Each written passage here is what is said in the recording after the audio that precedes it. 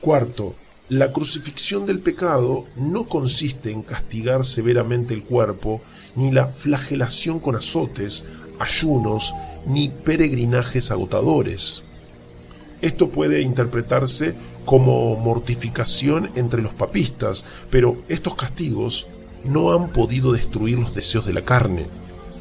Es cierto que los cristianos no deben consentir ni gratificar al cuerpo, el cual es instrumento del pecado, ni hemos de creer que las corrupciones espirituales del alma sienten los azotes sobre el cuerpo. Tales cosas tienen a la verdad cierta reputación, pero no tienen valor alguno contra los apetitos de la carne, dice Colosenses 2:23. No es la vanidad de la superstición, sino el poder de la verdadera religión lo que crucifica y destruye la corrupción. Es la fe en la sangre de Cristo, no el derramamiento de nuestra propia sangre, lo que le da el golpe mortal al pecado. Pero si se preguntan los oyentes, entonces, ¿qué significa la mortificación o crucifixión del pecado y en qué consiste? Bueno, respondo.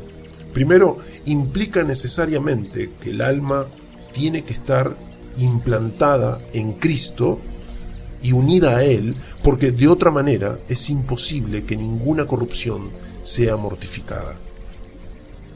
Los que son de Cristo han crucificado la carne. Cualquier otro intento de todos los demás son en vano e ineficaces, porque mientras estábamos en la carne, las pasiones pecaminosas que eran por la ley obraban en nuestros miembros, llevando fruto para muerte, dice Romanos 7:5. En aquel tiempo el pecado tenía todo el dominio. Ninguna abstinencia ni flagelo exterior, ningún propósito, promesa, ni voto solemne puede mortificarlo o destruirlo. Tiene que haber una implantación en Cristo antes de que pueda haber una crucifixión eficaz del pecado. ¿Qué creyente en los primeros días de su conversión no ha probado todos los métodos y medios externos de mortificar el pecado, solo para descubrir que todo eso tuvo tan poco poder como las cuerdas con que ataron a Sansón? Pero una vez que puso su fe en la muerte de Cristo, las intenciones de la mortificación prosperaron y dieron buen resultado. Segundo, mortificación del pecado implica la acción del Espíritu de Dios en esa obra, sin cuya ayuda nuestros esfuerzos son inútiles. Podemos decir de esta obra lo que la palabra dice de otro caso: no con ejército ni con fuerza, sino con mi espíritu, ha dicho Jehová de los ejércitos. Por lo tanto, cuando el apóstol quiso mostrar qué mano es la que obra la mortificación, lo expresó así: porque si viviereis conforme a la carne, moriréis, mas si por el espíritu mortificáis las obras de la carne, viviréis. Romanos 8:13. El deber es nuestro, pero el poder con el que lo cumplimos es de Dios. Tercero, la crucifixión del pecado implica la ruina de su dominio en el alma. Un pecado mortificado no puede ser un pecado reinante. Dos cosas constituyen dominio del pecado, o sea, la plenitud de su poder y el sometimiento del alma a él. En cuanto a la plenitud de su poder, esta se debe a lo apropiado que es para el corazón corrupto del hombre y el placer que le produce. Parece ser tan necesario como la mano derecha, tan útil y agradable como el ojo derecho. En cambio, el corazón mortificado ha muerto a todos los placeres y beneficios del pecado. No se deleita ni se agrada en él, sino que se transforma en su carga y queja diaria. Mortificación presupone la iluminación de la mente y convicción de la conciencia, por lo que el pecado no puede engañar ni cegar la mente, ni hechizar y atrapar la voluntad y las pasiones como le gustaría hacerlo. En consecuencia, su dominio sobre el alma ha sido destruido y perdido. Cuarto, La crucifixión de la carne implica un debilitamiento gradual del poder del pecado sobre el alma. La muerte en la cruz era una muerte lenta y prolongada, y la persona crucificada se iba debilitando poco a poco. Lo mismo sucede con la mortificación del pecado.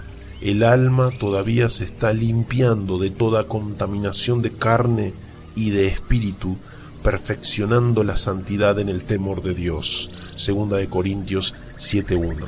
Y así como el cuerpo de pecado se debilita cada vez más, el hombre interior o nueva criatura se renueva de día en día, dice 2 Corintios 4:16. Porque la santificación es una obra progresiva del Espíritu. A medida que aumenta la santidad y se va arraigando con más profundidad en el alma, más va menguando y debilitándose el poder del pecado y el amor por él, hasta que finalmente es sorbido en victoria. Quinto, la crucifixión de la carne significa para nosotros la aplicación por el creyente de todos los medios espirituales e instrumentos santificados para su destrucción. No hay cosa en este mundo que el corazón creyente desea y anhela más intensamente que la muerte del pecado y verse librado totalmente de él. La sinceridad de tales deseos se manifiesta en la aplicación cotidiana de todos los remedios de Dios. Por ejemplo, estar diariamente en guardia contra las ocasiones para pecar. Hice pacto con mis ojos, dice Job 31:1. Más que vigilancia ordinaria sobre su pecado especial o apropiado, me he guardado de mi maldad, dice el Salmo 18:23.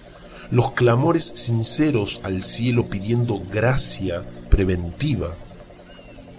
Preserva también a tu siervo de las soberbias, que no se enseñoreen de mí, dice el Salmo 19:13.